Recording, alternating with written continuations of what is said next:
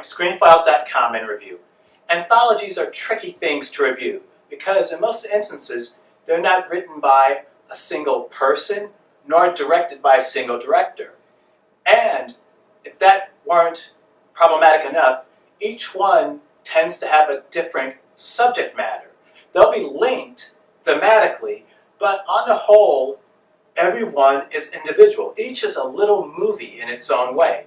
For instance, if you look at the Twilight Zone, they were all linked by the idea of the weird, the strange, the bizarre. And that thematic thread carried through literally every episode of the series. But at the same time, each episode was different. Each episode, well, I shouldn't say each, but most episodes had different writers. Most episodes had different directors. But it was the idea of the weird, the strange, the macabre that bound them all together.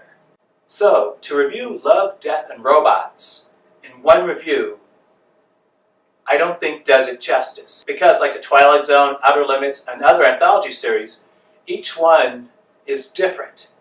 Each one is distinct. And so, I'm going to review each episode as they come, as opposed to having one overall review for all of them, which again, I don't think is fair and does them justice. So the first episode of Love, Death, and Robots is Sonnie's Edge. And it revolves around a time, I assume it's the future, where fights are held with monsters. These robots seem to be controlled, I won't say telepathically, but it's not telepathy. It's very much via machine. And the pilots, very similar in fact to Pacific Rim, they link through these monsters and fight through them. And Sonnie is the best. She's unbeaten. And she takes on a fight where she's asked to throw the fight. And Sonnie won't do it. And no one knows why, A, Sonnie is so good at what she does, and B, why she won't throw the fight. Because the guy who wants her to do so is throwing thousands, hundreds of thousands, if I recall, of whatever their currency is. I think it's dollars, but they don't actually say that. And also I should mention that everyone has accents, which leads me to believe this is happening in Britain. And that being said, pounds? If the British had any sense and stopped trying to leave the EU, euros? I don't know. In any case, she doesn't throw the fight. This is a fascinating episode, and it actually watches better the second time around. This is the second time, in fact, the second review I've made for Sonnie's Edge.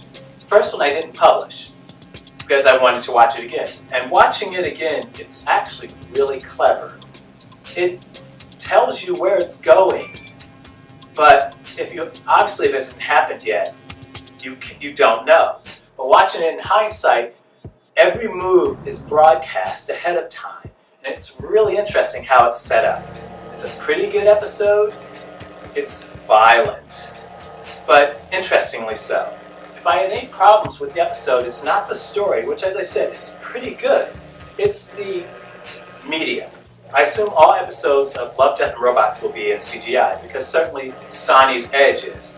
And the thing about CGI is they oftentimes try to do living things, people, animals, and so on, with varying degrees of success. And this episode, as I said, is very good, but nonetheless resides firmly in the uncanny valley. Certain things don't animate well. People's expressions being one of them. The clothing looks good, the lighting is good, the movement's a little jerky. And some of it, in fact, reminds me of a Jerry Anderson puppet-based series like Captain Scarlet or the Thunderbirds, but it's the faces that's always going to be the tell. This episode resides firmly in the uncanny valley. That being said, once you accept it for what it is, it's pretty good. I haven't seen the other episodes. I'm going to start watching them, and I'll get reviews up as soon as I process them. I may watch them once, I may watch them twice, I have no idea. The goal is to have better understanding of them before doing a review. And with that being said, Sonnie's Edge is a pretty good introduction to the world of Love, Death, and Robots. This is Brian with ScreenFiles.com and Review. Peace.